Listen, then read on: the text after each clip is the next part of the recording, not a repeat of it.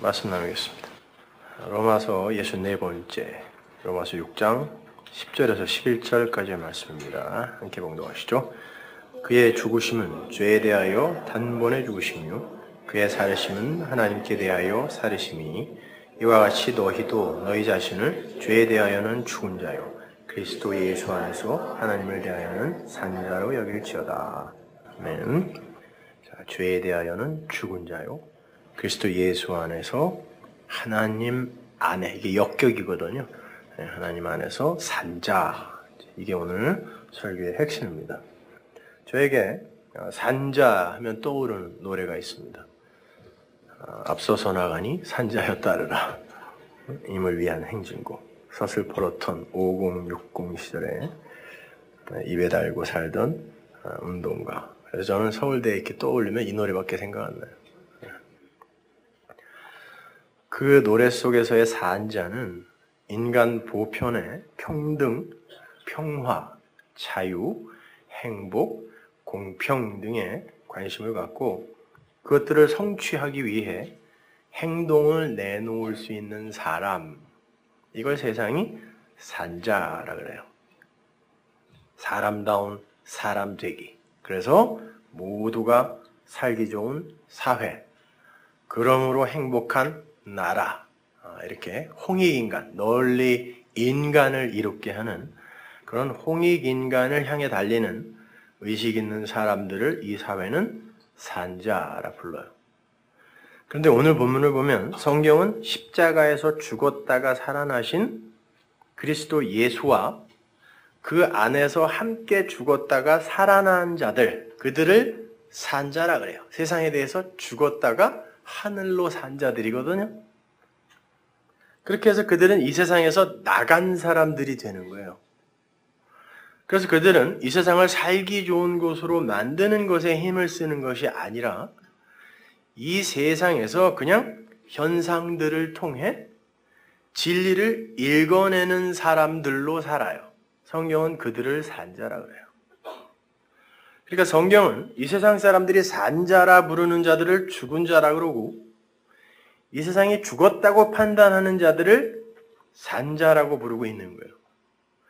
그렇다면 성경이 산자에 대해서, 생명이 있는 자에 대해서 어떻게 설명을 하고 있는지 창세기부터 출발을 해보도록 하겠습니다. 창세기 2장 7절. 여호와 하나님이 흙으로 사람을 지으시고 생기를 그 코에 불어넣으시니 사람이 생명이 된지라. 여기서 생명이라고 번역이 된 히브리어가 하이 네페시 하야예요. 중간에 아담이라는 단어가 있지만 하이 네페시 하야, 아담. 그게 살아있는 사람이에요. 그걸 산자라 부릅니다. 거기에 쓰인 하이라는 단어는 살아있는 이란 뜻도 있지만 흐르는, 군대 이런 뜻도 있어요. 그래서 에스겔서에 보면 마른 뼈에서 살아난 자들을 군대라고 부르는 거예요. 산자라고 부르는 거예요. 그러니까 군대라는 말은 이제 살아났으면 어디 가서 열심히 싸우라는 그런 말이 아니에요.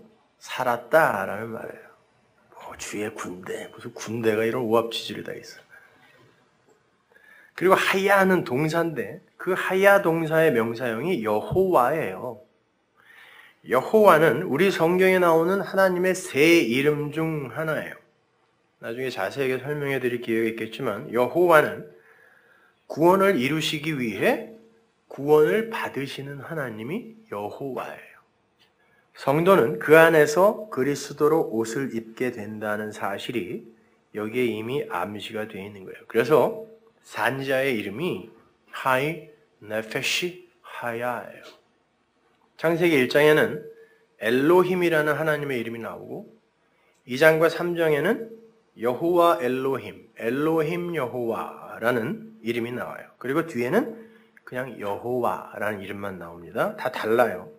하나님께서 아파르, 즉 티끌, 더스트에 불과한 어떤 존재를 하나님과 방불한 존재로 만드실 것이라는 언약이 그 이름들 속에 들어가 있는 거예요. 그래서 산자를 하이 네페시 여호와, 하야라고 하는 거예요. 그걸 죄와 구원이라는 그런 도구를 사용해서 설명하시는 게 이 역사이며 성경인 거예요.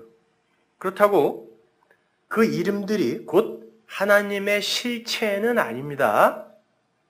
여러분 한번 생각해 보세요. 하나님에게 이름이 왜 필요해요? 이름이라는 건 나를 다른 사람과 구분하고 나를 설명하는 기능을 가진 게 이름이에요. 만약 온 세상에 존재가 나밖에 없으면 내 이름은 필요가 있어요, 없어요? 나밖에 없어요. 이름이 왜 필요해요? 나는 그냥 나면 돼요. 그런데 창세 이전에는 하나님 홀로 계셨잖아요. 그분의 이름은 필요가 없어요. 그런데 갑자기 그분의 이름이 등장한다는 건 하나님께서 어떤 존재들을 창조하신다라는 거고 그 이름으로 다른 존재들과의 구별을 의도하고 계신다라는 거고 또 다른 존재들에게 당신을 이름이라는 게 설명이에요. 말씀이란 뜻이에요. 그 쉔이라는 단어 자체가 이름이. 당신을 설명하시겠다라는 의지를 표명하고 있는 거예요. 그게 쉔이에요. 그러니까 성경에 등장하는 하나님의 이름은 우리가 인식하지 못하고 감지조차 할 수 없는 진짜 그분이 아니라 우리에게 설명용으로 제시된 이름일 뿐인 거란 말이에요. 그래서 창세기 1장 1절에 주어가 없는 거예요. 창세기 1장 1절로 가보세요. 태초에 하나님이 천지를 창조하시니라. 한글 개역성경에는 마치 이 구절의 주어가 하나님, 엘로힘으로 되어 있는 것처럼 보이지만 여기서의 엘로힘은 남성 복수입니다. 근데 창조하다라고 번역이 된 바라라는 단어는 단수동사예요. 그러니까 이 문장의 주어는 단수로 존재하는 어떤 분인 거예요. 엘로힘은 주어가 될 수 없어요. 이 문장을 히브리 원어에 맞게 그대로 직역을 하면 숨어있는 주어, 보이지 않는 어떤 분, 진짜 계신데 유한히 감지할 수 없는 걸 무라는 글자로 표현한다 그랬죠? 감지할 수 없는 건 없는 거예요. 에? 그 보이지 않는 어떤 분, 숨어있는 주어가 엘로힘으로 하늘과 땅을 창조하셨다. 하늘들이에요. 거기 쌍수예요. 하늘들과 땅을 창조하셨다. 예요. 직역을 하면. 이 말은 보이지 않는 창조주 하나님께서 우리는 뭐라고 불러야 될지 몰라요. 그분께서 피조물에게 설명용으로 주어질 엘로힘 하나님으로 하늘과 땅이라는 형태 속에 창조를 하셨다는 말이에요.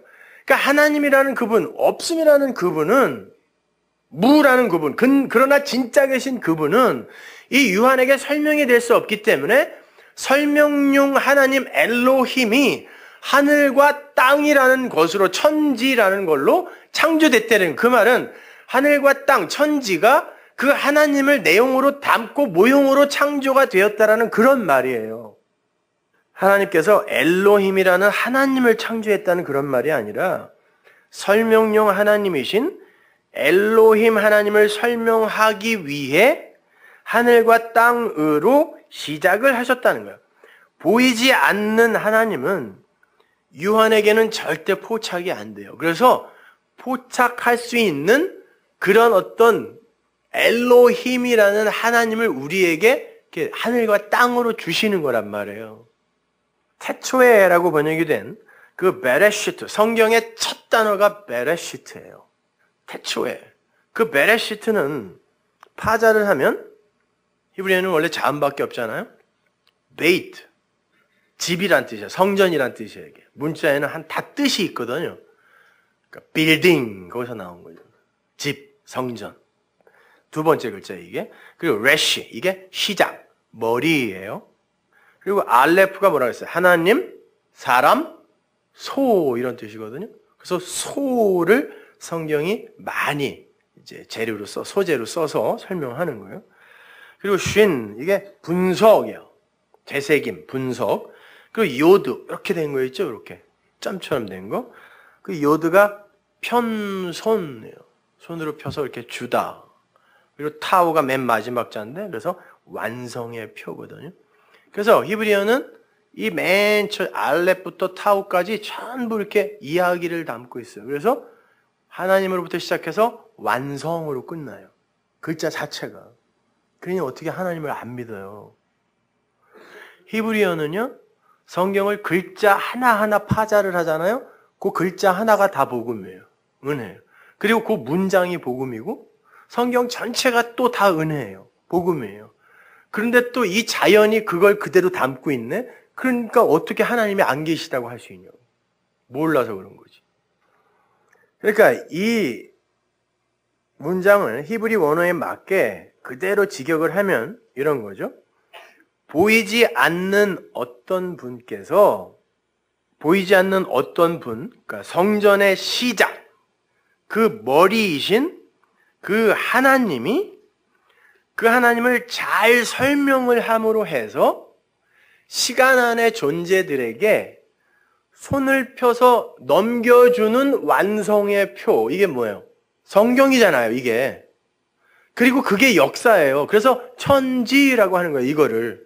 그러니까 베레시트는 그 자체가 성경이고 그거 자체가 천지이며 역사예요. 그래서 성경이 그 단어로 시작해서 그 단어를 하나하나 풀어주는 게 성경이에요. 근데 보이지 않는 성전이신 하나님은 이 땅에 보이는 성전을 모형으로 주어서 설명해야 되잖아요. 그 히브리서에 나오죠. 이거는 다 하늘에 있는 것의 모형이라고. 그 역할을 하늘과 땅이라는 현상계가 담당하고 있는 거죠. 그리고 그걸 그 안에 설명되어 있는 하나님, 우리가 이해할 수 있는 하나님을 엘로힘이라고 하는 거고, 진짜 그 내용이신 하나님은 몰라요. 이름이 원래 없는 분이니까. 자, 그런 걸 다 축약한 게 이스라엘에게 주어졌던 성막이잖아요. 성전이고, 그 땅이라는 단어, 에레츠도 파자를 하면 하나님, 시작, 덫이에요. 덫, 그물. 하나님께서 누군가를 건지기 위해 그물을 던지기 시작한 곳이 땅이에요. 세상. 여기서 건져 올려가는 거예요. 그 땅이라는 그물에 모든 존재가 다 걸려 있어요. 그런데 주인이 그 그물에서 좋은 고기와 나쁜 고기를 갈라서 나쁜 고기는 타는 불 속으로 던지는 거. 이게 예수님의 그물 비유입니다. 다 그물에 걸려 있는 거예요, 지금요. 근데 그물을 던지면 이 바다는 항상 위엔물, 아랫물 중에 아랫물을 상징하는 거예요. 아랫물. 바닷속 물고기들은 거기에 걸리지 않기 위해 사력을 다해 도망가죠. 난 고기들이 그게 뭔 줄 알고 도망가는지 지금도 이해가 안 가. 고기들이 그게 뭔지를 알까요? 근데 도망가요. 기가 막히게 그물을 던지면은. 아담들은 그 진리의 그물을 그렇게 싫어한다라는 걸 보여주는 거예요. 그게 죄인들의 속성이에요. 물고기들의 동력은 꼬리에서 나오는 거 잘 아실 거예요. 그래서 장어 같은 것도 꼬리를 꼭 그렇게 먹으려고 유엔수들이 말이야. 에? 바다, 즉 아랫물에 속한 자들은 전부 꼬리의 힘으로 살아요. 그걸 악이라 그래요. 왜? 그 꼬리의 힘이 좋을수록 잘 피해 도망가거든요. 그물을, 진리의 그물을. 반면에 바닷속에서는 물고기의 머리가 별로 쓸모가 없어요. 물고기가 그물을 피해 도망가는데 물고기의 머리는 전혀 도움이 되지 않아요. 그냥 맛만 있어요. 어두움이. 꼬리가 발달하지 않고 머리만 큰 고기는 그물을 던지면 백발백중 다 걸려요. 그러나 그렇게 낚여야 사는 거예요. 그래서 사람을 구원하는 걸 사람을 낚는다 그러는 거예요. 거기서 나와야 된다니까요. 아랫물에서. 그걸 빗대어서 성경이 머리가 될지언정 꼬리가 되지 말라 그런 거예요. 뭐 어디 가갖고 저기 핫바리 이런 거 하지 말라는 그런 소리가 아니라니까요.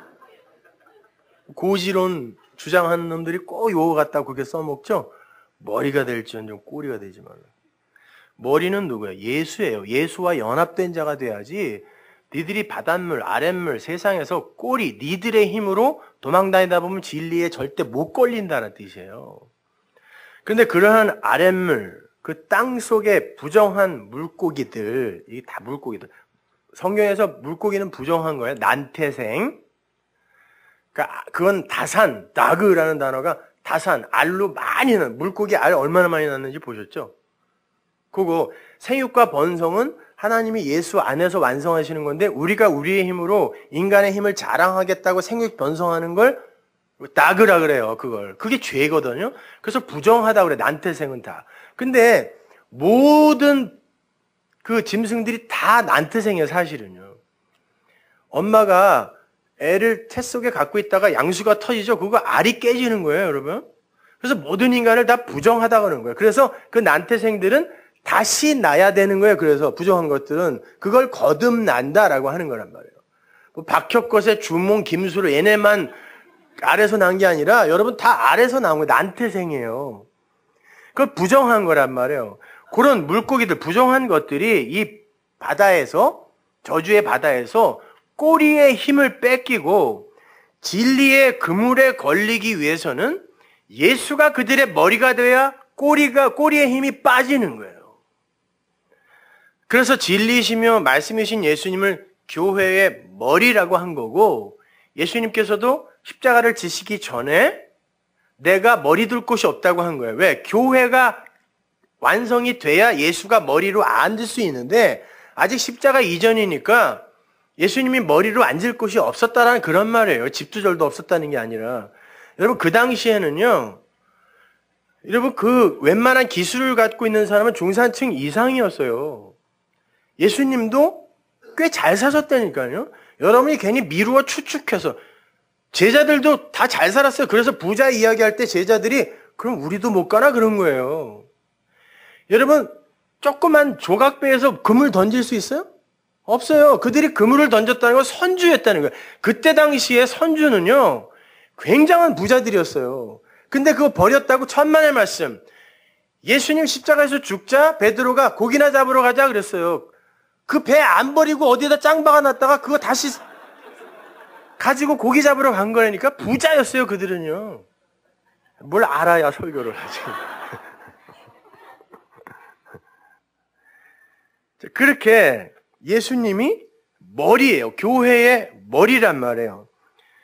이렇게 그리스도 예수로 축약되는 하나님의 언약의 말씀을 진리로, 머리로 갖고 있는 자만 그 하나님의 그물에 걸리는 거죠. 하나님께서 말씀을 주어야 걸리는 거예요. 여기서 말씀이 던져지면 그걸 이해하는 자가 예수를 머리로 갖는 거고 그들이 아들이 되는 거고 진리의 그물에 걸리는 거란 말이에요. 그걸 구원받았다, 살았다 그래요. 저주의 바다에서는 꼬리로 다니면서 산 것 같지만 그건 죽은 거예요. 왜? 그건 호흡이 안 돼요. 물고기는 기체 교환을 하지 호흡을 안 한다니까요. 근데 성경에서 산 건 전부 숨을 쉰다 그래요. 호흡한다 그래요. 근데 물고기들 중에 호흡하는 물고기가 있는데 고래, 돌고래. 그래서 그걸 포유류라고 그러지 물고기라고 안 그래요. 어류 아니에요 그건. 호흡을 하는 건 땅의 것이라는 거고 그걸 숨을 받았다, 생기를 받았다, 성령을 받았다, 말씀을 받았다, 그들이 산 것이다, 바다의 것 아니다 이런 뜻이란 말이에요. 그렇게 호흡, 생기, 숨, 콧김, 말씀, 진리가 들어가야 다 똑같은 거예요. 산자가 되는 거예요. 생명이 되는 거예요. 그들이 아랫물인 바다에서 나온 자란 뜻이에요. 거길 애굽이라고도 그러고 소돔과 고모라라고도 그러고 세상이라고도 그래요. 거기서 나와야 돼요. 그래야 숨을 쉬어요. 근데 물고기는 자력으로 숨을 쉴 수가 없으니까 기체 교환만 하니까 하나님이 누군가가 숨을 줘야 돼요. 이게 천국 백성의 창조 메커니즘이라니까. 근데 지들 능력으로 살았다라고 하는 놈들이 뭐냐고 도대체가. 아재아재 바라아재가 뭐냐고. 자, 거기서 못 나온 자들을 그냥 바다의 물고기, 아랫물 속에 부정한 것, 네페시, 죽은 자라고 하는 거예요. 죽은 자. 에스겔서 37장 9절 보세요. 또 내게 이르시되 인자야 너는 생기를 향하여 대언하라. 생기에게 대언하여 이르기를 주 여호와의 말씀에 생기야 사방에서부터 와서 이 사망을 당한 자에게 불어서 살게 하라 하셨다 하라. 이에 내가 그 명대로 대언하였더니 생기가 그들에게 들어가매 그들이 곧 살아 일어나서 서는데 극히 큰 군대더라. 죽은 뼈, 마른 뼈, 더스트 아파르예요. 가망 없는 것. 거기에 네페시에 생기, 르와흐. 생기, 호흡, 숨, 바람 다 똑같은 말이에요. 그게 들어가니까 그 죽은 뼈가 살아나는데 군대가 돼요. 생명의 그 하야가 되는 거예요. 하이가 되는 거죠. 근데 예레미야는 그 콧김, 생기를 코로 불어넣어주는 그 콧김을 이렇게 이야기합니다. 예레미야 예가 4장 20절. 우리의 콧김 생기예요. 코로 들어가는 콧김 숨. 곧 여호와의 기름 부으신 자가 저희 함정에 빠졌으며. 콧김이 뭐라 그래요? 생기가. 여호와의 기름 부으신 자. 이 단어가 메시아예요. 이 단어가 메시아. 기름 부음 받은 자. 메시아. 이 콧김은 메시아, 말씀이신 예수, 아프, 르와흐예요. 코의 성령, 코의 호흡, 코의 생기. 그거 막으면 죽어요. 그래서 생명이 코에 있다라고 성경이 이제 이야기하는 거죠. 메시아, 그리스도. 그게 크리스토스. 그리스도는 그 오미크론 시그마, OS라는 곡에 붙으면 무조건 어떤 존재거든요. 기름 부음을 받은 어떤 것들인데 그게 존재가 된 게 크리스토스예요. 그리스도예요. 그리스도인 그리스도. 여러분도 기름 부음 받은 자. 그래서 여러분도 누군가에게 그 숨을, 호흡을 불어넣어 살릴 수 있는 존재가 됐어요. 바로 그 그리스도, 생기께서 이 땅에 직접 오셔서 제자들에게 부어지는 장면이 있습니다. 요한복음 20장 22절 보세요. 이 말씀을 하시고 저희를 향하사 숨을 내쉬며 가라사대 성령을 받으라. 숨을 내쉬는데 성령이라고 그러죠. 그래야 사는 거예요, 그게. 이게 오순절날 교회에 성령이 임하는 걸 그 제자에게 12지파를 상징하는 거니까 교회에게 먼저 그림으로 보여주는 거예요. 그렇게 해서 너희들은 교회는 살게 될 것이다를 너희가 네 죄든지 사하면 사하여질 것이요 네 죄든지 그대로 두면 그대로 있으리라 하시니라. 자, 생기, 성령을 불어넣으신 다음에 그 호흡을 받아 산 자들에게 뭔가를 지시하시는데 뭐라 그러냐면 가서 죄를 사하는 일을 하래요. 용서해주는 일을 하래요. 생명을 주는 일을 하래요. 숨을 불어넣으라는 말이잖아요, 그게. 심지어 예수님은 너희가 나보다 더 큰 일을 할 거라 그랬죠? 왜? 그때는 성령이 오시기 전이기 때문에 예수님 때에는 예수님의 말을, 진리를 아무도 못 알아먹었잖아요. 근데 우리 때는 성령이 오셨기 때문에 우리가 말하면 알아듣는 이들이 있다니까 그걸 더 큰 일이라고 하는 거예요. 여기에서 사하다라고 번역이 된 말이 아피헤미, 용서하다, 없애버리다라는 뜻이에요. 없애버리다. 죄를 없애버리는 걸 용서라 그래요. 여러분, 죄가 뭡니까? 하나인 진리를 선과 악이라는 걸로 이렇게 쪼개서 이 세상의 것으로 오도하는 걸 죄라 그래요. 한마디로 말이 없는 상태, 진리가 없는 상태. 이게 나하시, 뱀이라는 단어가 그 말이거든요. 그래서 뱀이 나오는 거예요. 진리를 진리로 못 알아먹고 엉뚱한 관역을 쏘는 상태. 선, 악 이렇게 엉뚱한 관역을 쏘는 상태. 이걸 죄라 그래요. 그렇다면 그리스도의 호흡을 받아서 생명을 받아 산 자, 오늘 본문에 나오는 산 자, 살아난 자들만이 할 수 있는 용서라는 건 단순히 윤리 도덕적인 어떤 잘못을 사해주라는 말이 아니겠죠. 지들이 무슨 권리로, 무슨 자격으로 그거를 해요. 용서라는 건 그 죄를 없애버린다는 뜻인데 우리에게는 그럴 능력이 없다니까요. 그럴 자격도 없고 용서는 네가 나한테 해코지해서 나 기분 나빠진 거 이제 그렇게 기분 안 나쁘도록 노력해 볼게. 우리는 이걸 용서라고 생각해요. 속으로는 그냥 꿍하고 있는데 그냥 겉으로만 나 기분 안 나빠 용서했어 이런다니까요. 그건 불교인들도 힌두교인들도 이슬람교인들도 다 하는 거예요. 꼭 성령을 받아야만 할 수 있는 게 아니잖아요. 그거는 성경이 말하는 용서는 그것 자체를 없음으로 없애버리는 걸 말해요. 근데 이미 벌어진 걸 없애버릴 수는 없는 거 아니에요? 그럼 방법이 없나요? 있어요. 죄란 법에 의해 규정되는 게 죄예요. 따라서 죄를 용서할 수 있는 길, 이미 있던 그것을 아예 없던 것으로 돌려버릴 수 있는 유일한 길은 그거는 이미 벌어졌기 때문에 법을 없애버리면 돼요. 그러면 죄가 없어져요. 그걸 용서라 그래요. 선과 악의 구조 자체를 파괴해버리는 거예요. 그러면 모든 죄가 사해져요. 그러면 그 죄의 열매인 사망이 물러가죠. 사망은 죄의 삭시니까. 그래서 그걸 산자라고 부르고 그걸 전해주어서 그를 용서하는 자를 살리는 자 그리스도라고 하는 거예요. 콧김이 되는 거예요. 우리가 진리가 되면.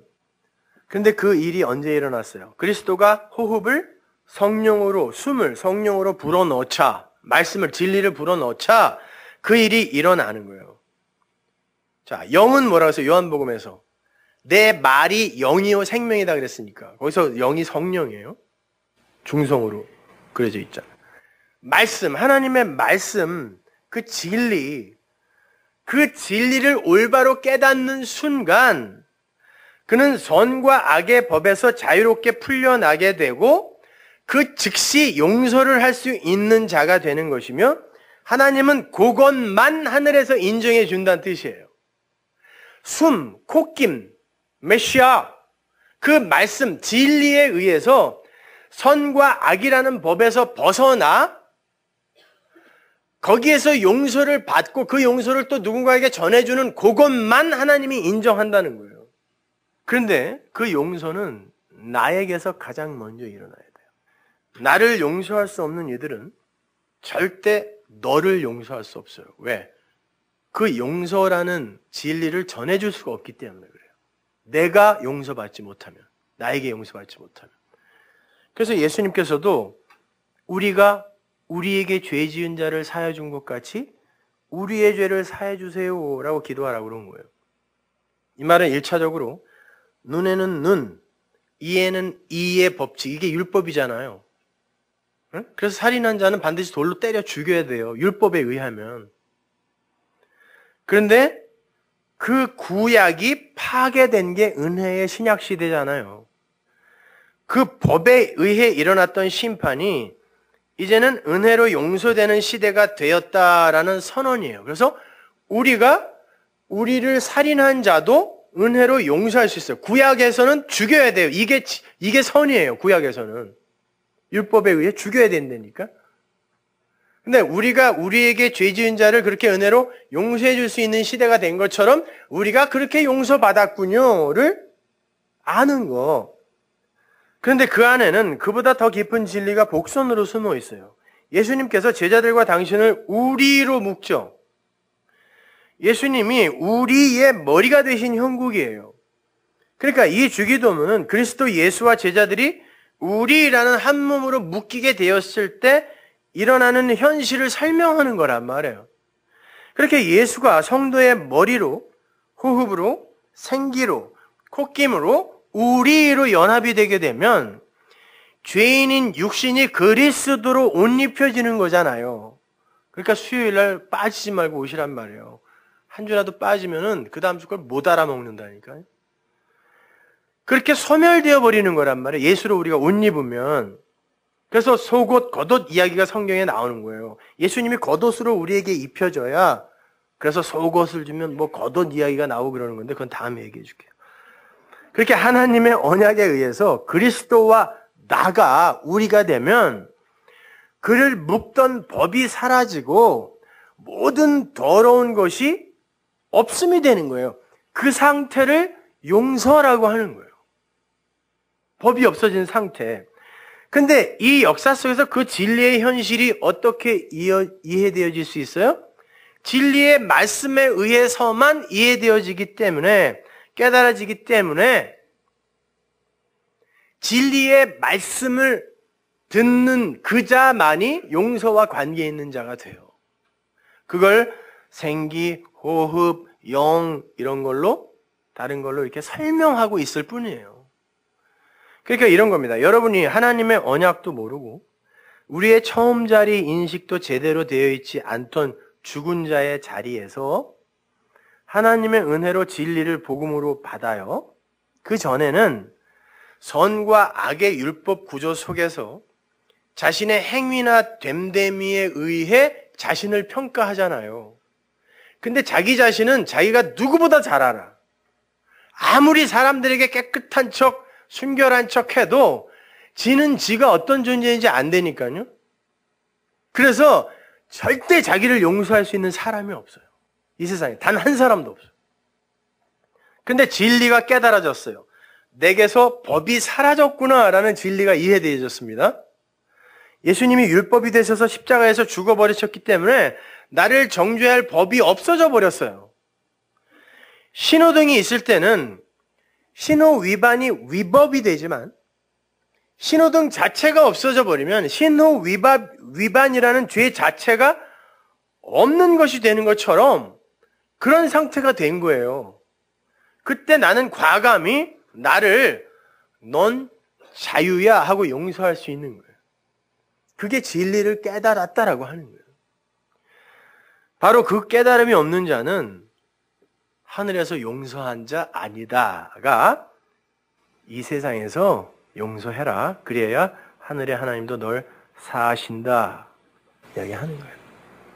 이 땅에서 묶으면 하늘에서도 묶여. 그러니까 풀어. 그러니까 하늘에서 푼 자는 이 땅에서 자기를 반드시 풀게 돼 있어요. 여러분 자신을 용서하시라니까요. 아니, 용서가 됐다니까요. 하나님의 진리의 말씀을 올바로 깨닫고 사망과 상관없이 돼버린 나를 용서한 뒤에 그 진리를 다른 이에게 전했을 때 그 사람이 아, 그런 거야? 그럼 나도 용서받은 거네 하고 살아날 때 죄와 관계없이 돼야 사망과 관계없는 거고 죄의 삭제니까 그래야 그를 산자라고 하니까 그렇게 살아날 때 우리가 그 사람의 죄를 용서해버리는 게 되는 거예요. 내가 무슨 자격이나 권세가 있어서가 아니라 물론 말씀의 권세는 있지만 그래서 저는 지금 여러분을 용서하고 있는 게 되는 거란 말이에요. 그런 거지 뭐 되지도 않는 용서 이런 거 억지로 해보라는 얘기 아니에요. 아니 모든 거 다 용서해버리면 어떻게 돼? 이 세상이 어떻게 되겠어요? 금방 지옥 된다니까 여기는? 그런 거 용서하라는 말이 아니에요. 자, 그렇게 해서 죄라는 것과 상관이 없어진 사망과 상관없는 성도가 탄생되는 거고 그들이 생명 있는 자, 산자가 되는 거예요. 그들이 예수보다 더 큰 일을 하고 있는 산자들인 거죠. 이게 바로 오늘 본문이 얘기하는 죄에 대하여 죽고 의에 대하여 산자가 담고 있는 내용이에요. 아니 더 나아가서 그들은 살려주는 영, 살려주는 말, 진리가 되어서 그리스도의 일을 하고 있는 자들이 된 거란 말이에요. 우리는 먼지지만 여전히 죄인이지만 하나님이 우리를 그렇게 사용하신다는 그것에 감동하는 거예요. 자, 그렇다면 이걸 아는 자들에게 있어서 인간 세상이 정해놓은 죄라는 것과 의라는 게 무슨 의미가 있어요? 생각해 보세요. 이 진리를 알게 됐어요.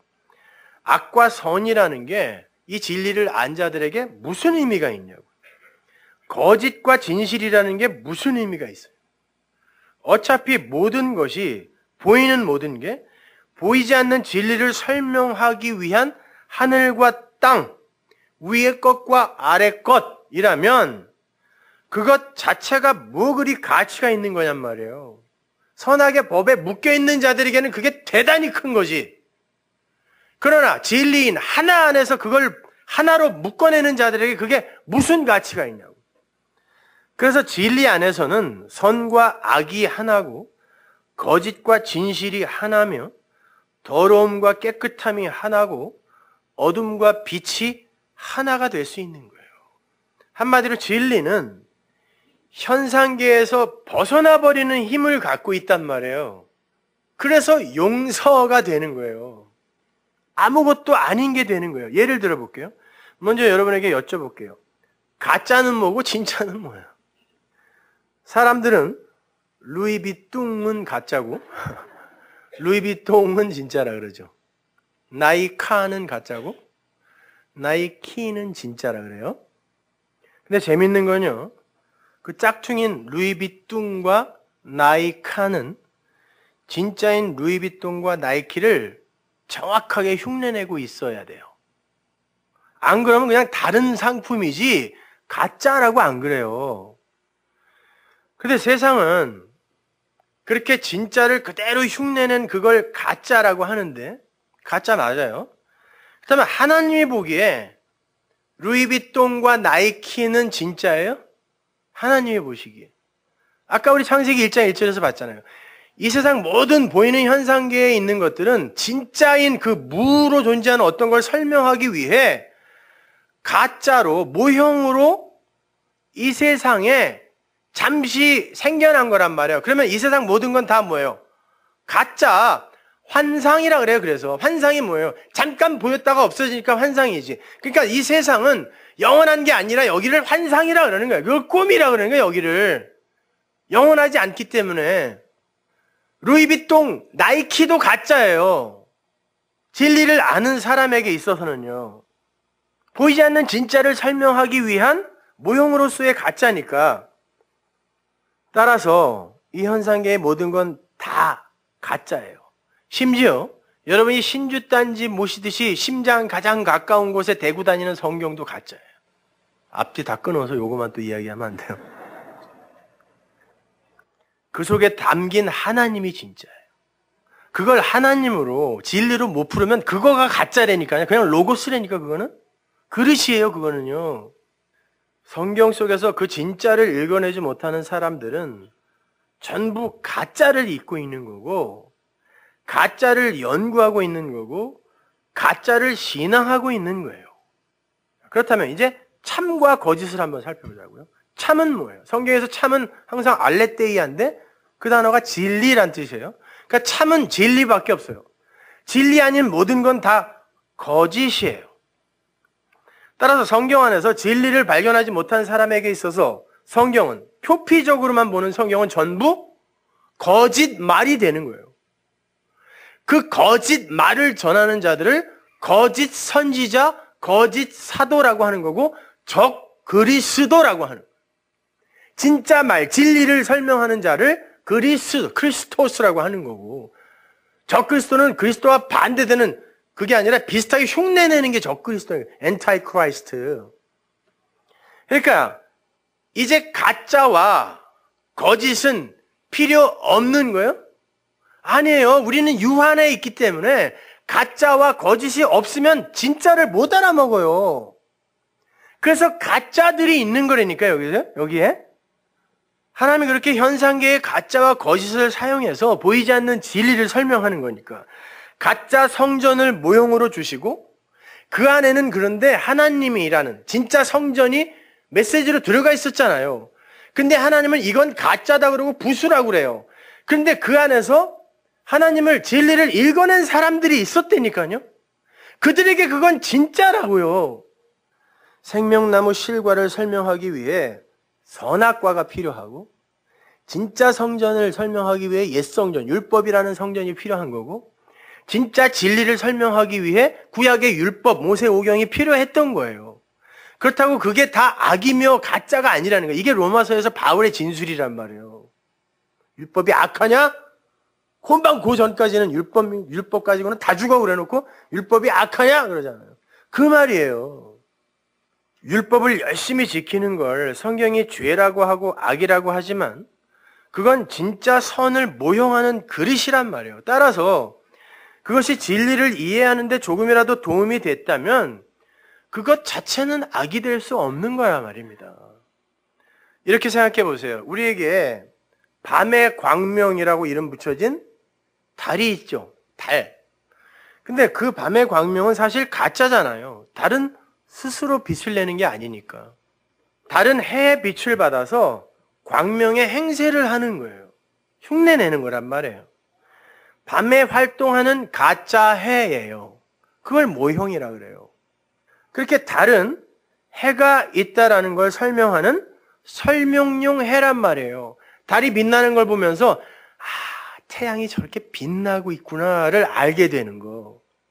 그래서 이 땅에서는 달과 해가 같은 모양, 같은 크기로 보는 거예요. 개기일식이나 개기월식 보면 정확하게 달이 해를 가려요.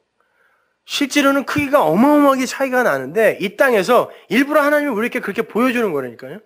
크기가 똑같이 가짜로 만들어 놓고 거기에서 해를 봐라 라는 게 하나님이 이 세상을 우리에게 주신, 성경을 우리에게 주신 이유와 목적이란 말이에요. 다른 예를 들어볼게요. 히브리어 첫 글자인 알레프는 하나님이라는 뜻과 소라는 뜻을 동시에 갖고 있다 그랬죠. 그리고 그 문자는 사람이라는 뜻도 가진 문자예요. 거기에는 아주 심오한 내용이 담겨 있는데 그건 나중에 설명해 드리기로 하고 지금은 하나님과 소에 대한 이야기만 하자고요. 아무튼 그래서 성경에도 소와 그 멍에의 이야기가 그렇게 많이 나오는 거예요. 소는 가짜고 그 안에 담긴 하나님이 진짜인데 인간들이 하나님을 소로만 보면 멸망이다를 설명해 주는 거란 말이에요. 그래서 하나님을 때때로 소로도 이야기하는 거예요. 벳세메스로 법궤, 말씀을 운반하던 두 마리의 소, 하나는 하나님, 하나는 나예요. 교회란 말이에요. 말씀을 운반하고 하나님과 함께 제물이 되어 죽어버리는 거예요. 그리고 말씀만 남는 이야기. 그 벳세메스로 올라가는 두 마리 소 이야기란 말이에요. 그리고 내 멍에를 매라. 그리고 금송아지, 그 금소예요. 송아지 아니에요. 금소 이야기. 이런 것들이 성경에 그렇게 많이 나오는 거란 말이에요. 소는 하나님을 표피적으로 그려내고 있는 것이지만 그 자체가 하나님이 아닌 건데 율법주의 하에서는 하나님의 그 표피적인 겉모습인 소로만 보인다는 거예요. 그걸 상징적인 사건으로 그려놓은 게 금소 사건이에요. 출애굽기 광야에서. 그렇게 그 소라는 모형 안에 담긴 하나님을 보지 못하고 신을 그저 소로만 인식하는 걸 종교라 그래요. 그래서 고등 종교에 소를 그렇게 숭상하는 종교가 많은 거예요.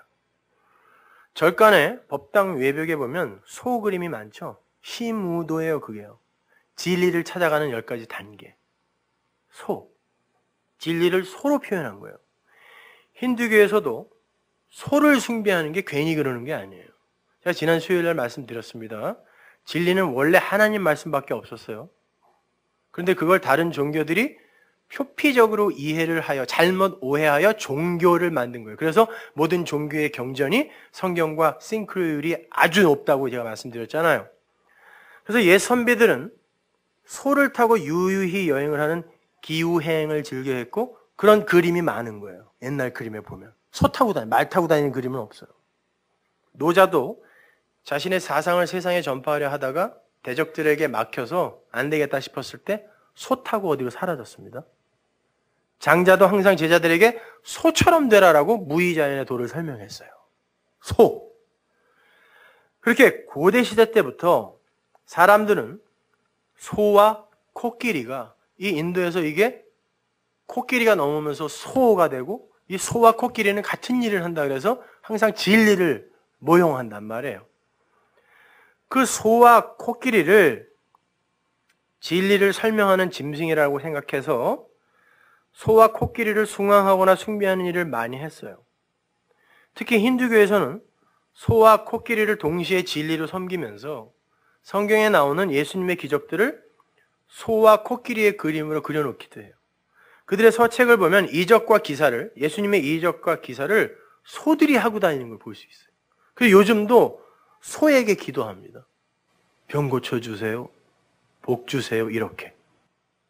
하나님의 모형이었다니까요, 그게. 근데 성경을 그렇게 소로만 보는 인간들이 여전히 하나님을 소 취급하고 있는 거예요, 오늘날 교회가. 99% 이상 다! 법당에 그려진 시무도 그 수준으로밖에 이해 안 하는 거예요, 우리 하나님을. 힌두교인들 보고 저놈들은 어떻게 소를 섬기냐, 이럴 자격 없다니까요, 오늘날 교회가. 상상하다라는 말이 코끼리 상자잖아요.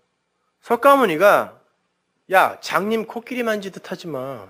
다리만 만지면 기둥 같고 배만 만지면 천장 같고 꼬리만 만지면 뱀 같고 그거 진리 아니야. 그게 다 모여져야 진리란다. 그래서 상상이라는 말을 쓴 거예요. 코끼리를 생각하라. 근데 진리가 뭔지 모르니까 진짜 엉뚱한 상상만 하는 거라.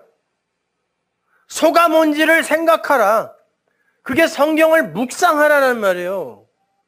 엉뚱한 거 상상해서 지들이 하나님 만들어내고 이러는 거 하지 말라는 말이에요. 전부 소 같은 하나님 믿고 있잖아요, 지금. 이스라엘의 출애굽 당시에 세상을 대표하고 상징하던 그 애굽 18왕조의 주신이 하돌이라는 암소와 아피스라는 황소였어요. 그 애굽의 주신이. 근데 하나님이 거기서 끄집어내서 이스라엘에게 니들이 믿는 하나님은 뭐니? 한번 만들어봐 그랬더니 걔네들도 소를 만들어내더라는 거예요. 애굽과 니네는 똑같은 놈들이다를 보여준 거예요, 거기서요. 애굽도 소, 니들도 소.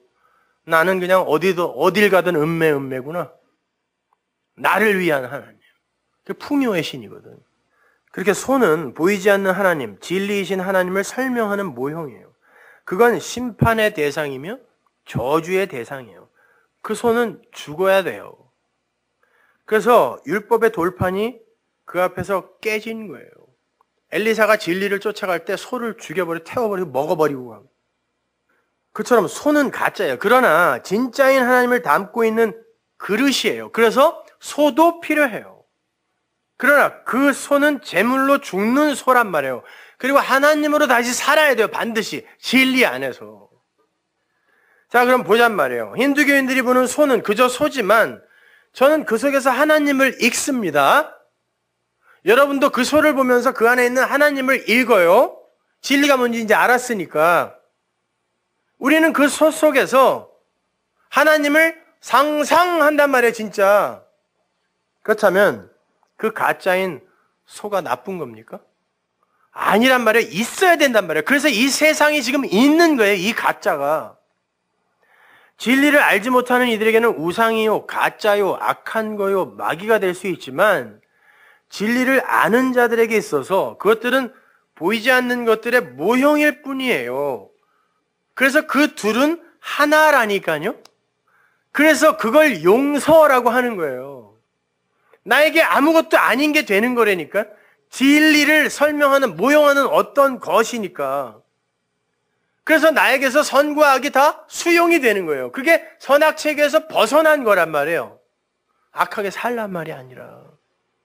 이렇게 진리 안에서 모든 게 하나로 보일 때 우리는 가난과 부유, 아름다움과 추함, 어둠과 밝음, 이런 것 사이에서 어느 한쪽으로 치우치지 않을 수 있는 거예요. 그래서 하나님 나라에 가면 어떤 얼굴로 태어나도 괜찮아. 우리 청년이, LA에 있을 때 우리 청년이, 목사님 몇 살 때로 태어나요? 부활하면. 왜 그러냐 했더니 성형수술 전으로 태어나면 큰일 나는데 후로 부활해야 된대, 자기는. 그런 게 문제가 안 되는 곳, 거기를 하나님 나라라 그래요. 가슴 철렁 내려앉는 사람 많죠, 지금. 그렇게 어느 한쪽으로 치우치지 않을 수 있는, 그 둘로 보지 않을 수 있는 상태를 하나님 나라라고 그러고, 그 진리예요, 그게. 근데 항상 그렇게 둘로 보는 거. 관역은 여기 하나가 있는데 항상 둘로 나누어서 이리로 가거나 선으로 가거나 악으로 가는 걸 관역을 벗어나다, 하마르티아, 그걸 죄라 그래요. 범죄라는 단어도 파라푸토마이, 옆으로 떨어지다, 옆으로 치우치다라는 거예요. 그래서 C, 길가 밭에 떨어지면 안 돼요. 길가에 떨어지면 안 돼요. 길에서 치우쳐 떨어졌다라는 거거든요. 길이라는 진리에 떨어져야 돼요. 근데 C, 길에 떨어지면 안 되잖아요. 밭에 떨어져야지. 근데 거기선 그런다니까요. 길가에 떨어지면 안 된다 그래요. 그 말은 길에 떨어지라는 얘기예요. 그렇게 선이나 악의 한 방향으로 치우쳐버리는 게 곧 죄예요. 그들이 어떻게 용서를 알 것이며, 어떻게 자신을 용서할 것이며, 어떻게 다른 이들에게 용서의 복음을 전할 수 있겠어요? 그들이 다 죽은 자들인 거예요. 굳이 꼭대기에 올라가서 하나님의 복음을 전파하라? 이거 다 물고기들이에요. 적그리스도들. 너무 심한 거 아닌가? 아니, 더 욕을 해주고 싶은데 얘는 마음을 잡아갖고 내가 적그리스도들이에요. 그렇게 진리는 모든 것을 하나로 아우르는 힘이 있어요. 그걸 자유라고 그러고 그걸 연합이라고 그러고 그걸 생명이라고 그래요. 하나예요. 그래서 그들은 하나님이라는 실체가 없이 자신들은 존재일 수도 없다라는 걸 알아요. 왜? 하나님이 계시니까. 그래서 우리의 형상, 모양 이런 단어가 나오는 거예요. 달이 해라는 실체를 그리는 것처럼 하나님이 우리처럼 생겼다는 말 아니 무식한 소리들 하지 마세요. 하나님이라는 실체가 없이 우리는 존재일 수도 없다라는 사실도 알지만 그래서 하나님이 아무 때나 자신들을 그냥 흙으로 버린다 해도 그 지옥이잖아요. 땅이 흙이 흙처럼 그냥 사는 거. 그래서 언제든지 지옥에 흙으로 버리신다 해도 아무런 할 말이 없게 되는 거예요. 그러나 동시에 그들은 진리이신 말씀이 자기에게 들어와서 자신을 하나님으로 연합시켜 내어서 그리스도인으로 창조해 내셨다라는 것도 알아요. 그들 자신이 진리가 되어버린 거죠. 그래서 그들이 가는 곳에 자유가 있고 그들이 가는 곳이 하나님 나라예요.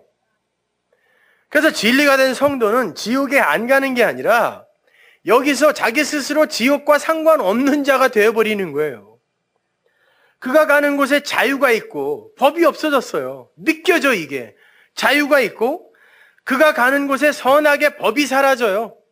그가 가는 곳에 부유와 가난이라는 추함과 이쁨이라는 아름다움이라는 이런 이중적 선과 악의 구분이 없어지고 진리로 모든 게 하나로 아울러지는데 거기가 왜 안식이 없고 행복이 없고 기쁨이 없겠냐고요. 우리가 아직 육을 갖고 있기 때문에 그걸 풍성히 못 누려서 그렇지. 그러면 그 진리가 된 자가 이제 완성이 되어서 그가 가는 곳이 다 하나님 나라가 되는 거예요. 그래서 그 어디나 하늘나라라고 하는 거예요. 근데 그가 지옥에 갔어요? 거기가 뭐가 돼요? 천국이 된다니까? 그래서 그는 지옥에 못 가는 거예요. 관계없는 자가 되는 거라니까요.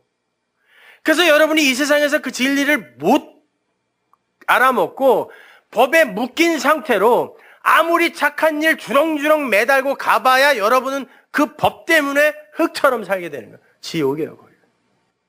여러분이 그렇게 진리로 그 지옥을 깨버리지 못하면 죽어도 천국에 못 가요. 이 땅에서 여러분을 풀어주셔야 돼요. 용서하셔야 돼요. 그게 지옥을 깨버리는 거라니까요. 땅에서 묶이면 하늘에서도 묶여요. 아니 이건 뒤집어 말해서 하늘에서 푼 자는 이 땅에서 반드시 자기를 풀어주게 돼 있어요. 자유로 들어가게 돼 있다니까요. 그래서 성경이 하나님 나라로 가라 그러지 않고 하나님 나라가 온다 그러는 거예요. 여러분에게 와야 돼요. 그게 먼저. 어디 저 태양계 밖에 이렇게 만들어진 곳이 아니에요. 천국은 진리가 깨달아질 때 그 진리와 함께 성도 안으로 침노해 들어오는 거예요. 진리와 하나가 된다는 건 하나님과 함께 한 멍에를 진 그리스도와의 연합이 이루어졌다는 거예요. 멍에는 소가 매는 거라 그랬죠? 소는 누굴 상징한다? 하나님. 그 하나님과 히브리 멍에는 항상 두 마리가 한 멍에를 지게 돼 있다고 그랬습니다.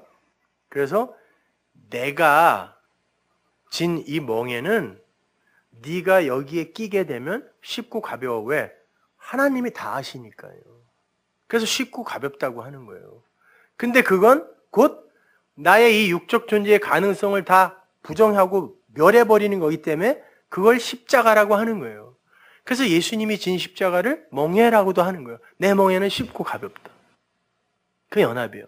그렇게 소가 두 마리가 한 멍에를 이렇게 지고 있는 모양을 그림으로 그려놓은 단어가 에이레네라는 단어예요.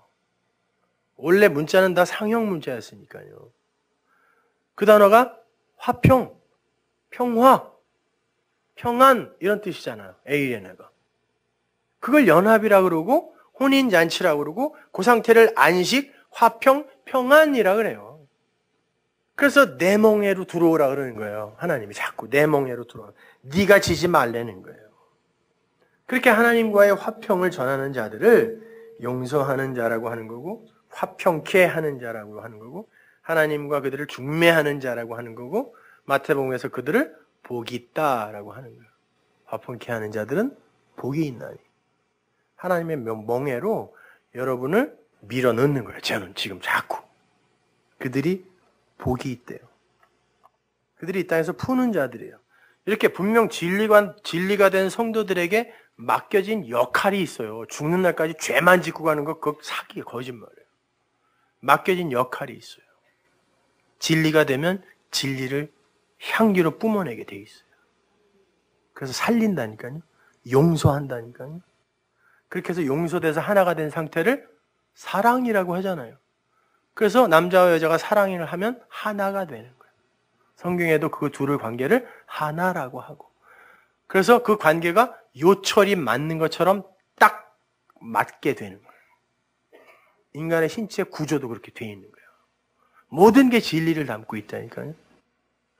그래서 사도가 그 진리의 현실을 자신의 말로 반복해서 전달한 거예요. 갈라디아서 5장 1절 보세요. 그리스도께서 우리를 자유케 하려고 자유를 주셨으니 그러므로 굳세게 서서 다시는 종의 멍에를 매지 말라. 또 다른 멍에가 있어요. 요거 이방인들과 세상 사람들과 같은 멍에 지지 말라. 이거는 방향이 다르기 때문에 못 진다는 뜻이지 그들과 사귀지 말라는 뜻 아닙니다. 여기 종의 멍에가 나와요. 여기는 종의 멍에 매지 말라. 보라 나 바울은 너에게 말하노니 너희가 만약 할례를 받으면 율법이죠. 그리스도께서 너희에게 아무 유익이 없으리라. 내가 할례를 받는 각 사람에게 다시 증거하노니 그는 율법 전체를 행할 의무를 가진 자라. 죽은 자라는 거예요. 못하니까 그건. 할례 받으려거든 율법을 하나라도 행하려거든 다 지켜야 돼. 그러는 거예요. 다 지켜.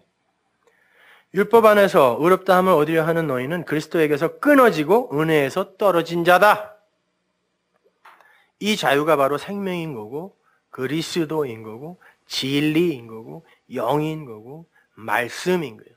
따라서 올바른 진리의 말씀을 깨달은 이들은 그리스도의 그 콧김을 그 호흡을 받은 자들이고 생명을 얻은 자들인 것이며 물속에서 나온 자들인 거고 아랫물에서 그 말씀을 올바로 전해주는 이들이 화평케 하는 자고 용서하는 자들인 거고 매인 것을 푸는 자들인 것이며 영을 전하는 자들이에요. 그러면 성경이 아주 읽기가 쉬워지잖아요. 다 같은 이야기니까. 근데 그 말씀의 진리를 소로만 전하게 되면 그게 곧 뭐예요? 말은 말인데 내용을 전달하지 못하고 소리로만 전하는 거니까. 그걸 방언이라고 그래요, 성경이요. 어떤 감독이 쓴 방언이라는 책이나 아니면 무슨 어떤 목사님 아들이 쓴 방언이라는 책 다 엉터려요. 다 잊어버리세요. 성경이 말하는 건 그런 이야기 아니에요. 여기서는 방언이 이런 거다라고 해놓고 여기서는 아니, 개혁주의에서는 아니다. 둘 다 틀렸어요. 그런 이야기 하는 거 아니에요. 성경이 말하는 방언. 잘못된 말, 못 알아듣는 말, 곡해되어진 말, 그걸 설명하기 위해, 그건 비진리라고 하잖아요. 그래서 모든 종교의 방언이 있는 거예요. 중들도 똑같이 방언하고요. 힌두교인들도 똑같이 방언합니다. 모든 종교에 다 있어요. 남묘호랑 개교에도 있어요. 증산도에도 있어요.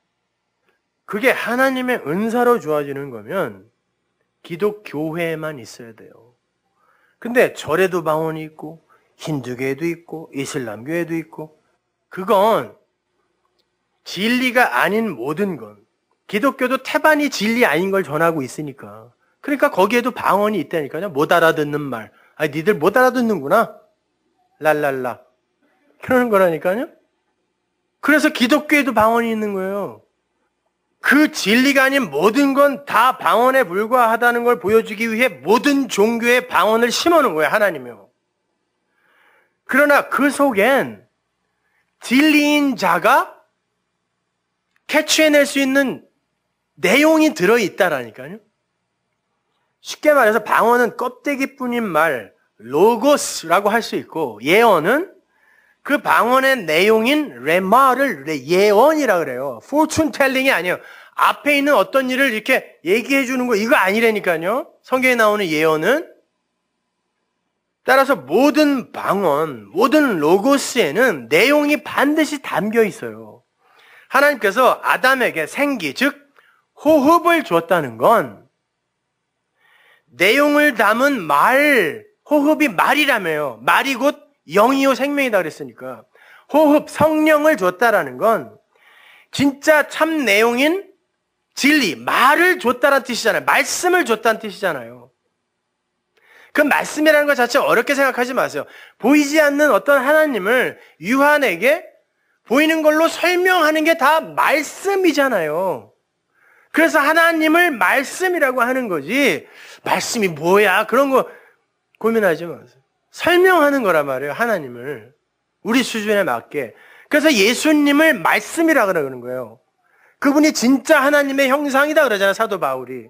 그래서 말씀이에요. 하나님을 설명하는 거니까. 근데 잘못된 말이 뭐냐고. 그게 글로사, 방언이라고 번역을 한 거란 말이에요, 그게.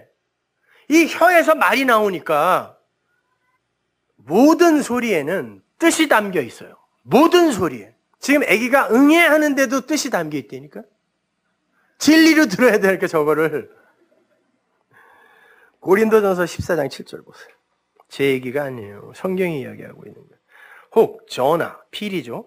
필이나 검은고와 같이 생명 없는 것이 소리를 낼 때 그 음의 분별을 내지 아니하면 저 부는 것인지 검은 고 타는 것인지 어찌 알게 되리요. 만일 나팔이 분명치 못한 소리를 내면 누가 전쟁을 예비하리요. 이와 같이 너희도 혀로서, 이 혀가 방언이란 단어 똑같은 단어예요. 거기선 방언이라고 그러고 여기서는 혀라 그러죠. 알아듣기 쉬운 말을 하지 아니하면 방언이 알아듣기 쉽지 않은 말로 나오게 되면 그 말하는 걸 어찌하냐? 이는 허공에다 말하는 것이라. 세상에 소리의 종류가 이같이 많되 뜻없는 소리는 없나니. 그러므로 내가 그 소리의 뜻을 알지 못하면 내가 말하는 자에게 야만이 되고, 야만은 외국인이란 뜻이에요. 야만인이 아니에요. 외국인이 되고. 왜? 못 알아들으니까. 말하는 자도 내게 외국인이 되리라. 그러면 너희도 신령한 것을 사모하는 자인즉, 이 신령한 거를 오늘날 교회는 전부 신비한 어떤 걸로 생각을 해요. 무당들과 뭐가 다르냐고요. 교회에 덕 세우기를 위하여 풍성하기를 구하라. 교회에 덕 세우라니까 무슨 방언을 하면 덕이 생긴다. 천만의 말씀. 이 덕 세우다, 오이코노마이는 오이코스, 집이죠. 집을 건축하다라는 뜻이에요. 교회를 세우는 말을 해야지 니들을 건축하는 말을 하면 안 돼가 이 덕이라는 단어로 오역된 거예요. 그러니까 이 성경이요, 우리 개역 성경이 사람들이 히브리어로 번역하고 영어로 번역하고 한자로 번역해서 기독교인이 아닌 국문학자한테 줬다고요. 마지막 감수를 예수도 안 믿는 사람들이 해놨으니까 뭔 말인지 알고 써놨겠냐고요. 그러니까 원어를 연구하지 않으면 성경만 갖고는 진리를 아주 디테일하게 못 알아먹는다니까요. 그러므로 방언을 말하는 자는 통역하기를 기도할지니. 이게 통변하기를 기도하라는 말이 아니란 말이에요. 넌 방언만 하냐? 나는 통변도 하는데 웃기지들 말라 그러세요. 여러분, 참뜻이 모든 소리 안에 들어가 있어요. 여기 이야기하는 것처럼. 근데 참뜻이라는 건 알레테이아, 진리라고 그랬죠. 그래서 주님도 나는 참 포도나무, 그 진리 포도나무야 그랬어요. 예수님이. 진리란 말이에요. 모든 게 진리를 담고 있어요. 심지어 여러분 욕 속에도 진리가 담겨 있어요. 개자제분 그러면 예수님이 이 땅에 오셔서 하나님의 말씀과 진리와 상관없는 이방 여인을 향해 개라고 불렀죠. 예수님이 욕하셨다. 개라고? 넌 개야. 그렇게 진리와 상관없는 이방의 자식들, 그건 저주받아 마땅한 거, 심판받아 마땅한 거예요. 하나님이 은혜로 살리지 않으면. 그래서 개자제분이라는 욕이 있는 거예요. 그건 죽는다. 그래서 욕이에요. 그거 칭찬 아니잖아요. 영어 욕에도 많아요. 뭐 son of the be 뭐 이런 거 있어요. 음녀의 아들이란 뜻이에요. 음녀의 후손. 우리 계시록에서 봤잖아요. 그건 죽어. 성적인 욕들 많죠. 뭐 mother 뭐 이런 거. 그게 아비의 침상에 올라간 그 이야기. 살인, 간음의 이야기라니까 이제 전부 다. 그러니까 욕을 들으면서도 그 안에서 진리를 깨달을 수 있으면 그 욕이 나에게 욕이 되겠냐고요. 그걸 자유라 그래요. 진리를 아는 애들은 그 모든 소리에서 진리를 읽어내요. 그래서 저는 사실 찬송가보다는 유행가 더 많이 불러요. 아이 찬송가 요새 뭐 새로 나와서 누가 선물해줘서 봤는데 쓰레기들이 더 많이 들어가 있어요, 이제는. 오히려 사람을 더 미혹하는, 차라리 유행가 중에 은혜 받는 진리의 내용을 담은 게 더 많아요. 고향이 그리워도 못 가는 신세. 언제나 외로워라 타행해서 우는 몸. 나그네요 이방인인 나의 삶을 얼마나 잘. 오늘도 걷는다마는 정처 없는 이 발길. 그러나 아버지 집으로 향해 가는 거잖아요. 너는 상행선, 나는 하행선. 진리 모르면 하행선으로 가는 거고. 왜 교인이 뭐 유행가를 들어, 왜 무슨 뭐 이상한 영화를 봐. 그런 거 보면서 진리 깨달으면 뭐가 잘못됐냐고. 근데 단지 믿음 없는 자들이 그냥 그거 갖고 시험 들까 봐 안 하는 거죠. 그래서 바울도 율법 있는 자들에게 율법 있는 것처럼. 그러나 계속해서 그렇게 안 해요. 왜? 그가 진리를 알아들으면 그다음부터는 내가 진리를 몰랐기 때문에 우리 선생이 일부러 내 수준에서 그렇게 했구나를 알기 때문에 그냥 율법이 있는 자처럼 하면 그게 죄잖아요. 근데 그렇게 해주는 것 뿐이라니까요. 그러니까 유행가 같은 거 안 부르고 그러는 거예요. 저는 미국에서 콘서트를 1년에 한 번씩 했는데 유행가만 불렀어요. 근데 사람들이 그 진리를 못 알아주더라고. 그래서 앞으로 안 하려고 그래요. 아이 어리석은 중생들과 이 땅을 살기가 이렇게 힘드니 빨리 진리들이 되세요. 좀 자유롭게 좀 뭐 좀 하게. 근데 7절을 보면 생명이 없는 어떤 것들이 내는 소리가 있는데 그 소리는 피리 소리인지 검은고 소리인지 못 알아듣는다. 그러니까 소리의 문제가 아니라 그 소리를 내는 자가 생명을 가진 자냐 아닌 자가 중요하다는 뜻이죠, 이게요. 소리가 중요한 게 아니에요. 그러므로 네 혀로 알아듣기 쉬운 말을 하지 않으면 그 말하는 게 다 허공에 말하는 것과 같다라고 해요. 이 글로사, 방언이라는 뜻이란 말이에요. 네 혀가 너의 생명 없음으로 말미암아 방언이라는 어려운 말, 못 알아먹는 말, 생명 없는 말을 하면 그건 열매로 맺혀지지 않고 그건 허공에 던져지는 소리다 그러는 거예요. 그래서 13장에서도 그러잖아요. 1만 마디 방언을 해도 그건 울리는 꽹과리야. 쉬운 말은 그걸 진리로 풀어낸 예언이겠죠. 레마겠죠. 쉬운 말을 하라 그러는 거예요. 진리가 뭔지도 모르면서 성경을 방언으로만 말하면 그게 외국어예요. 글로사가 되는 거예요. 그래서 방언을 말하는 자, 방언이지만 성경을 이야기할 거 아니에요. 로고스를 이야기할 거 아니에요. 그걸 모르고 이야기하는 것 뿐이지. 그러니까 통역을 기도하라. 이게 이해되어지고 그 이해되어진 진리만 전해지게 해주세요가 방언하는 자들아, 로고스로 말은 할 줄 아는 자들아, 내용은 모르는 자들아, 이게 네 안에서 통역이 되어 이해되어지게 해달라고 기도하라는 뜻이에요. 무슨 통변을 하게 해달라고 기도하라는 게 아니라 그래야 예언을 할 거 아니에요. 그래야 레마를 전할 거 아닙니까? 그러면서 뭐라고 하냐면 그게 신령한 것이다 그러잖아요. 그러니까 신령한 것이 뭐예요? 14장 1절에도 나오죠. 신령한 것을 구하라.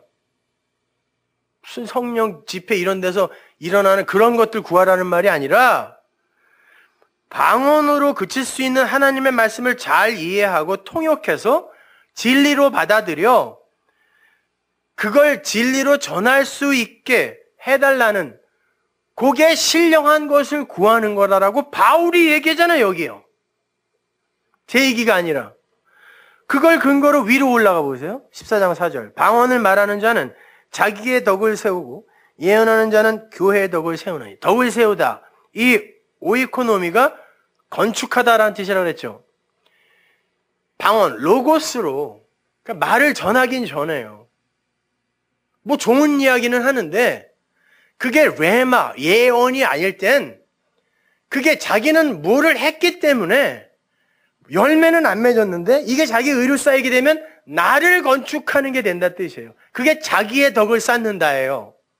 내 안에 덕이 쌓인다는 말이 아니라. 근데 그 건축자들은 항상 모퉁이 뚫린 예수를 집어 던지는 건축자들이란 말이에요.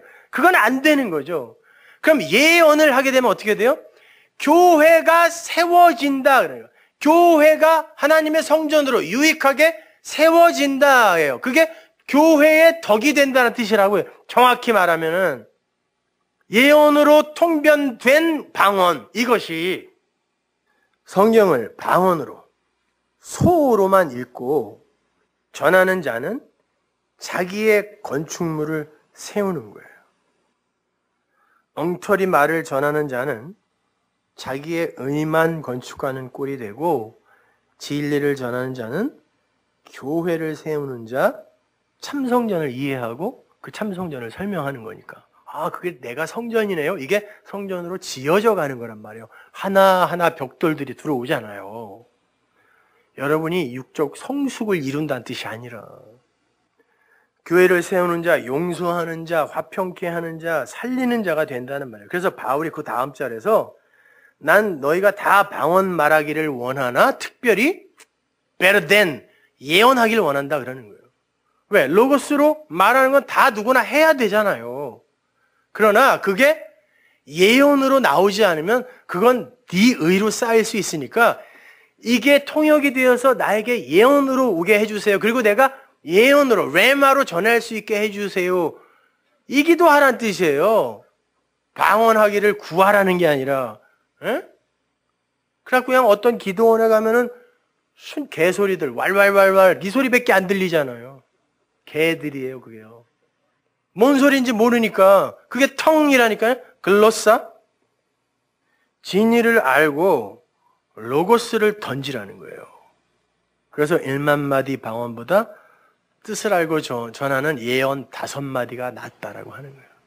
1만 마디 방언도 있어야 되는 거죠. 왜? 그 안에 진리가 담겨 있으니까. 성경 안에 진리가 담겨 있으니까.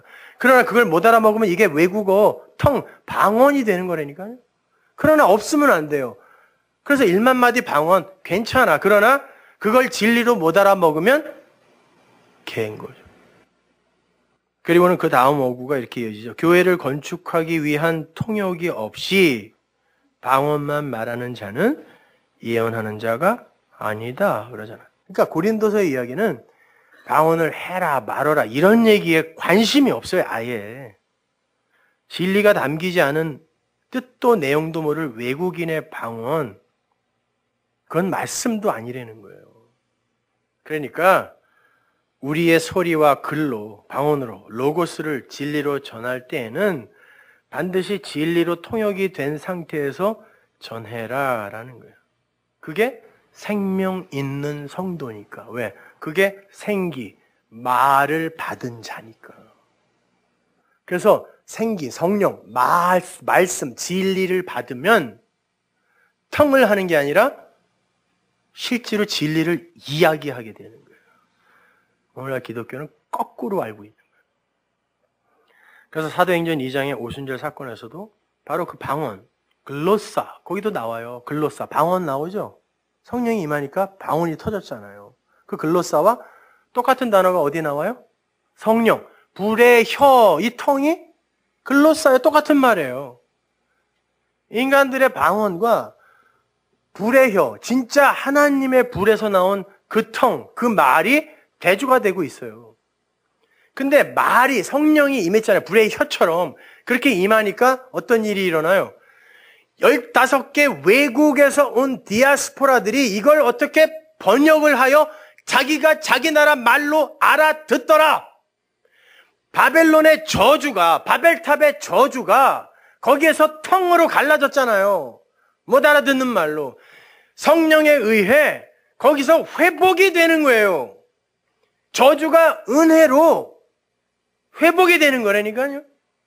그래서 구약에서 그 저주받은 율법, 소로만 읽혀졌던 율법에 의해, 계명에 의해 3,000명이 소만 들었다가 도륙당한 그 3,000명이 이 불의 혀, 글로사, 진짜 글로사가 와서 이게 통역이 되니까 3,000명이 살아 올라오는 거예요.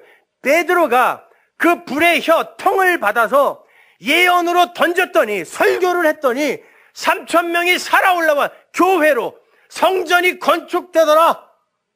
그게 방언의 이야기예요. 여러분은 어떤 혀를 갖고 계십니까? 어떤 말을 담고 계세요? 죽이는 혀, 방언입니까? 살리는 혀, 예언, 진리, 영의 말입니까? 야고보서 3장 5절 보세요. 이와 같이 혀도 작은 지체로 돼. 이게 방언이라는 단어 똑같은 단어예요. 글로사. 혀도 작은 지체로 돼 큰 것을 자랑하도다. 보라, 어떻게 작은 불이 어떻게 많은 나무를 태우는가. 혀는 곧 불이요, 불의 세계라. 혀는 우리 지체 중에서 온몸을 더럽히고 생의 바퀴를 불사르느니 그 사르는 것이 지옥불에서 나느니라. 혀는, 말은 불의 혀여야 되는데, 그 사도행전 2장에 나온 불의 혀여야 되는데 지옥불에서 나온 혀들이 있다는 거죠.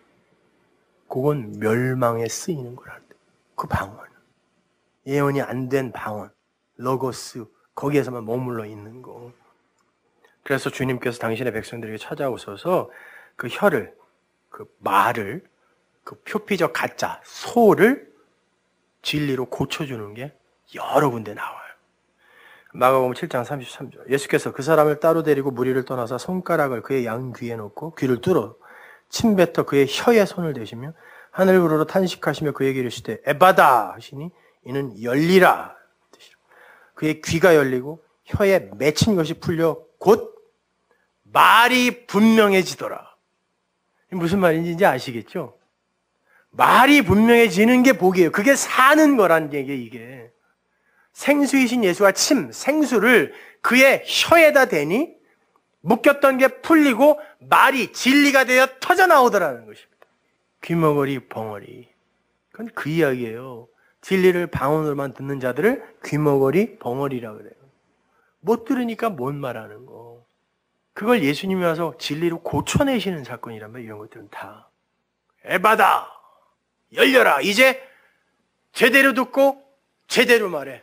내가 다 통역해서 넣어줄 테니까 제대로 듣고 진리만 말해. 소이하게 하지 말고 하나님 얘기해. 에바다. 열렸네, 에바다, 눈을 뜨게 하셨네가 아니라 귀가 열린 거예요. 무슨 눈을 뜨게 찬양이라고 어디서 다 그냥.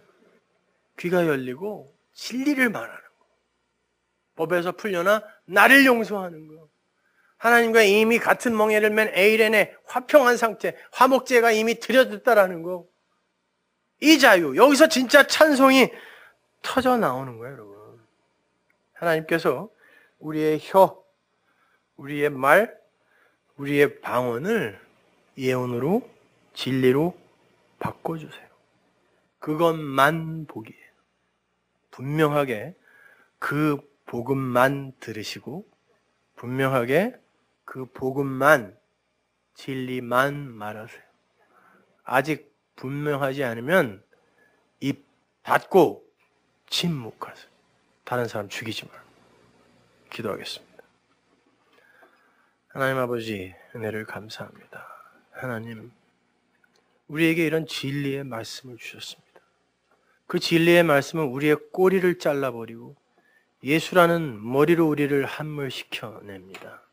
하나님, 이것이 복음이고 진리일지인데 하나님, 이 세상의 기독교는 나의 꼬리를 더 강화시켜달라는 그런 엉뚱한 소리를 외쳐대고 있습니다.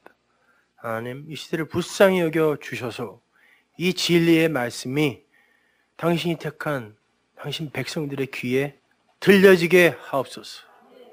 이 시대의 당신 백성들의 귀에 오늘도 손가락을 넣어 뚫어주소서. 그래서 그들의 귀에 에바다라는 주님의 외침이 들리게 하옵소서. 예수님의 이름으로 기도합니다.